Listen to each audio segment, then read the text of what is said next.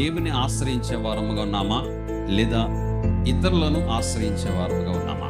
సహజంగా ఒక్కొక్కసారి దేవుళ్ళు ఉంటూనే మనము దేవుని తప్ప అనేకులను ఆశ్రయిస్తుంటాం. మన జీవితంలో మన యొక్క ప్రతి విషయంలోనూ కూడా దేవుడు తప్ప మరొక ఆశ్రయ దుర్గం మనకు లేదు. నీవే మా ఆశ్రయము అనే భావనలతో మనం ఉండాలి. అలాంటి పరిస్థితుల్లో మనం ఉండాలి. మనం కూడా చెప్తుంటాం, ఎప్పుడంటే ఏ దిక్కు లేనప్పుడు చెప్తుంటాం నీవే మాకు దిక్కు అని. అన్ని దిక్కులు మూయబడినప్పుడు నీవే మా దిక్కు అంటాం.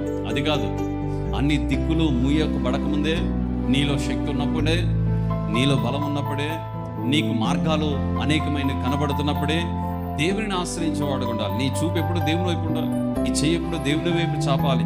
ఎప్పుడైతే దేవా నీవే నా ఆశ్రయం, నీవే నా దిక్కు అని ఆయన వైపు మనం చేతులెత్తి ప్రార్థిస్తామో, దేవుడు తప్పనిసరిగా ఆయన అద్భుత ఆశ్చర్య కార్యాలతోనూ మేలైన కార్యాలతోనూ దేవుడు సమకూర్చగలడు, శక్తినివ్వగలడు, దేవుడు ఇవ్వగలడు.